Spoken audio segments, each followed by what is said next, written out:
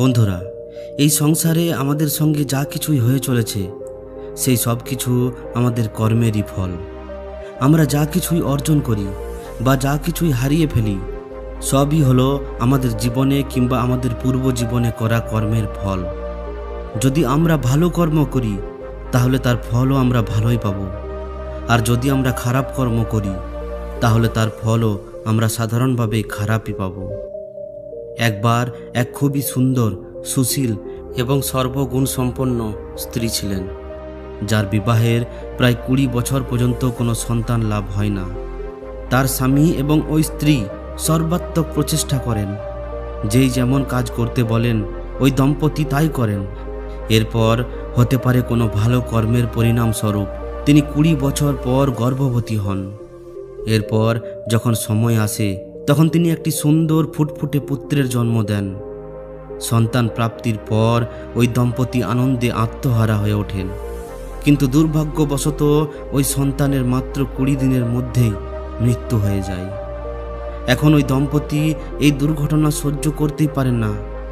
একে তো এত বছরের তপস্যার পর তারা সন্তান প্রাপ্ত করেছিলেন, তার উপর ওই সন্তান শুধুমাত্র 20 দিনের মধ্যেই এই দুনিয়া ছেড়ে চলে যায়। খুবই দুঃখের ব্যাপার ছিল।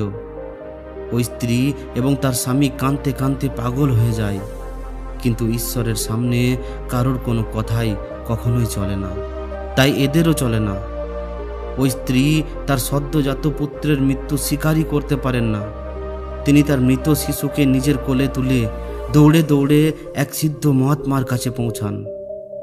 তিনি ওই মহাত্মার কাছে কেঁদে কেঁদে বলতে শুরু করেন যে, হে মহাত্মা, আমার বাচ্চাকে শুধুমাত্র একবার জীবিত করে দিন। আমি শুধুমাত্র একবার তার মুখ থেকে মা ডাক শুনতে চাই।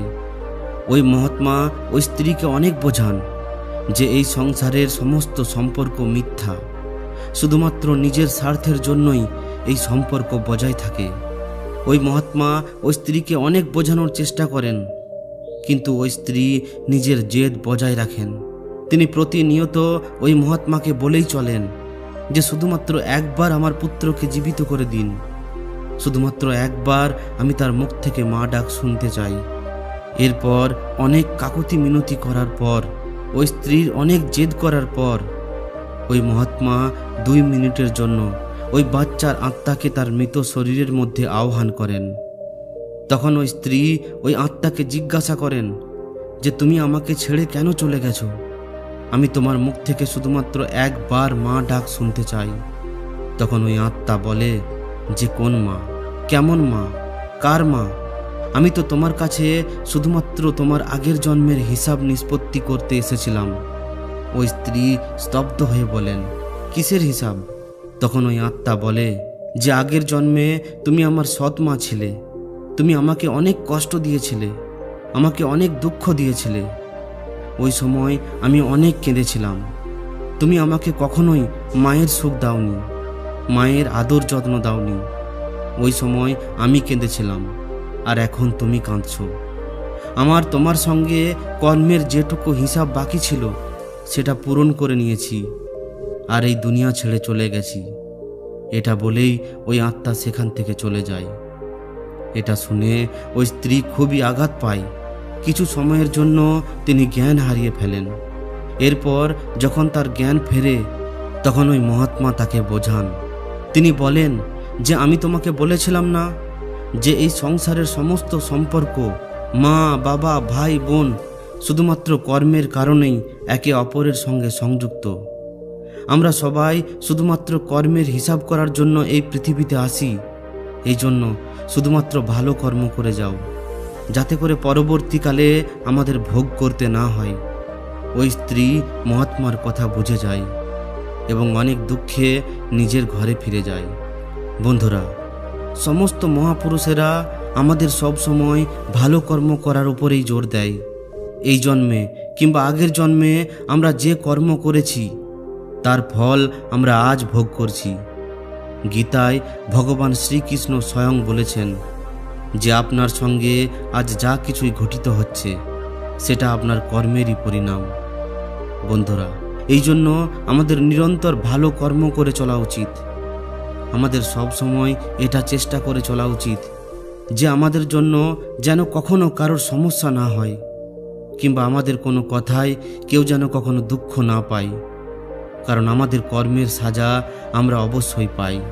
এই জন্য আমাদের সবসময় এটা চেষ্টা করে চলা উচিত যে আমাদের কোনো কর্মের জন্য কোনো জীব যেন কোনো প্রকারের আঘাত না পায়, কারণ পরমাত্মার লাঠি না তো দেখা যায় আর না তো আওয়াজ হয়, কিন্তু ওই লাঠি যখন পড়ে তখন অনেক কষ্ট দেয়।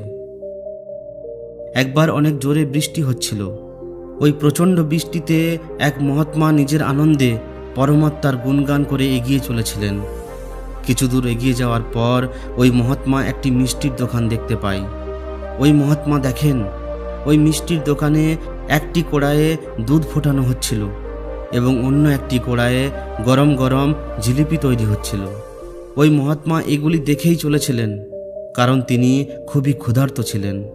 এরপর তিনি ওই দোকানের মধ্যে গিয়ে ওই দোকানদারকে জিলিপি এবং গরম দুধ দেওয়ার ইচ্ছা প্রকাশ করেন। ওই দোকানদারও একটি ভালো মানুষ ছিলেন, এই জন্য তিনি একটি প্লেটে কিছু জিলিপি এবং একটি গ্লাসে এক গ্লাস দুধ তাকে খাওয়ানোর জন্য দেন। ওই জিলিপি খেয়ে এবং ওই দুধ পান করে তিনি আনন্দে আত্মহারা হয়ে ওঠেন।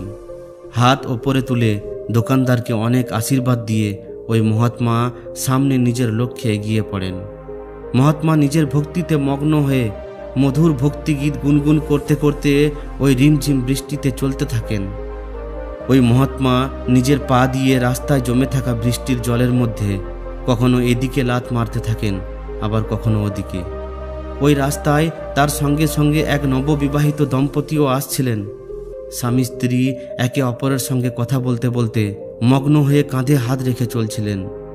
ওই মহাত্মা এবার যখনই ওই বৃষ্টির জলের মধ্যে লাথ মারে তখনই কিছুটা জল ওই মহিলার গায়ের উপর লাগে। এরপর ওই মহাত্মা কিছু বলতেই যাবেন, এর আগেই ওই মহিলার স্বামী রেগে গিয়ে ওই মহাত্মার উপর ঝাঁপিয়ে পড়েন। দেখে চলতে পারো না, অন্ধ নাকি? বলতে বলতে 2-4 থাপ্পড় তিনি লাগিয়ে ফেলেন। ওই মহাত্মা মাটিতে পড়ে যায়।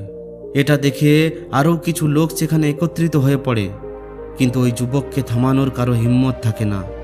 অবশেষে তার স্ত্রীকেই সামনে আসতে হয় এবং ওই অবস্থাকে নিয়ন্ত্রণ করতে হয়। এরপর ওই স্বামী স্ত্রী চলে যায়। এদিকে মাটিতে পড়ে থাকা ওই মহাত্মা একজনের সাহায্যে উঠে দাঁড়ায়। এরপর ওই মহাত্মা আবার নিজের আনন্দে এগিয়ে চলেন। অপরদিকে ওই দম্পতি নিজের বাড়ির কাছেই পৌঁছে যান। স্ত্রী স্বামীর হাতে চাবির গোছা তুলে দেয়, আর স্বামী কয়েকটা সিঁড়ি উপরে চড়ে চাবি খুলতেই যাবেন, হঠাৎ করে তার পা পিছলে যায় এবং সিঁড়ির মধ্যে দিয়ে গড়িয়ে গড়িয়ে রাস্তার উপর এসে পড়েন। এই সব দেখে তার স্ত্রী অনেক জোরে চেঁচিয়ে ওঠেন এবং লোকেদের সাহায্যের জন্য ডাকতে শুরু করেন।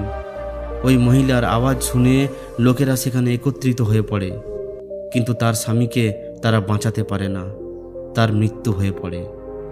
এরপর সেখানের সম্পূর্ণ পরিবেশ উত্তপ্ত হয়ে ওঠে। স্ত্রী দুঃখে ভেঙে পড়ে। স্বামীর বিয়োগে তিনি জোরে জোরে কাঁদতে শুরু করেন। ঠিক তখনই সেখান দিয়ে ওই মহাত্মা পেরিয়ে যাচ্ছিলেন। যখনই লোকেরা ওই মহাত্মাকে দেখেন তখনই তারা নিজেদের মধ্যে বলাবলি করতে থাকেন যে অবশ্যই এটা ওই মহাত্মার অভিশাপ, তবেই তো এই যুবকের মৃত্যু হয়ে পড়ল, না হলে এই সিঁড়ি থেকে পড়ে আর কেই বা মারা যায়। লোকেরা সঙ্গে সঙ্গে ওই মহাত্মাকে দাঁড় করান এবং বলেন, হে মহাত্মা, আপনি কেমন মানুষ? ওইটুকু ব্যাপারের জন্য আপনি এই যুবককে অভিশাপ দিয়ে দিলেন আর তিনি মারা গেলেন। লোকেদের কথা শুনে ওই মহাত্মা স্তব্ধ হয়ে পড়েন এবং লোকেদের হাত জোড় করে বলতে থাকেন যে আমি তাকে অভিশাপ দিইনি। তখন ওই ভিড়ের মধ্যে থেকে একজন বলেন, যদি আপনি অভিশাপ না দিয়ে থাকেন তাহলে এই যুবকের কিভাবে মৃত্যু হলো? এইটুকু সিঁড়ি থেকে পড়ে গিয়ে কারোর আবার মৃত্যু হয় নাকি? অবশ্যই এটা আপনার অভিশাপের কারণেই হয়েছে। তখন সেখানে থাকা লোকেদের ওই মহাত্মা একটি প্রশ্ন করেন। তিনি বলেন, আমার পা দ্বারা যে বৃষ্টির জল উঠেছিল ওই জলে কি ওই যুবকের কাপড় খারাপ হয়েছিল? লোকেরা বলেন, না, কিন্তু ওই মহিলার কাপড় অবশ্যই খারাপ হয়েছিল। মহাত্মা আবার জিজ্ঞাসা করেন, তাহলে ওই যুবক আমাকে কেন আঘাত করে? লোকেরা বলেন, কারণ ওই যুবক ওই মহিলার স্বামী ছিলেন। তিনি নিজের স্ত্রীকে খুব ভালোবাসতেন। তার স্ত্রীর কাপড় কেউ খারাপ করে এটা তিনি সহ্য করতে পারেননি। এই জন্য তিনি আপনাকে আঘাত করেছিলেন। এই কথা শুনে মহাত্মা এটা বলে সেখান থেকে বিদায় নেন যে ভগবানের দিব্যি, আমি কাউকেই কোনো অভিশাপ দিইনি, কিন্তু এমন কেউ আছেন যিনি আমাকে খুবই ভালোবাসেন। যদি ওই যুবক তার প্রিয় মানুষের অপমান সহ্য করতে না পারে, তাহলে আমাকে যিনি ভালোবাসেন তিনি কেন আমার অপমান, আমার আঘাত সহ্য করবেন? আর আমার ওই বন্ধু এত শক্তিশালী যে এই দুনিয়ার সবথেকে শক্তিশালী রাজাও তার লাঠিকে ভয় পায়। বন্ধুরা, এটা সত্যি যে পরমাত্মার লাঠি দেখা যায় না আর আওয়াজও করে না, কিন্তু যখন পড়ে তখন খুব কষ্ট দেয়। আমাদের কর্মই আমাদের ওই লাঠি থেকে বাঁচায়। এই জন্য সবসময় ভালো কর্ম করে চলা উচিত। এমন কোনো কর্ম করা উচিত নয় যাতে করে আপনার ওই কর্মের জন্য অন্য কারোর কষ্ট হয়। বন্ধুরা, ভিডিওটি কেমন লাগলো অবশ্যই কমেন্টে জানান। যদি ভালো লাগে তাহলে লাইক এবং শেয়ার করবেন। আর যদি এই ধরনের শিক্ষামূলক ভিডিও আরও পেতে চান তাহলে আমাদের চ্যানেলটিকে অবশ্যই সাবস্ক্রাইব করে নেবেন। ধন্যবাদ।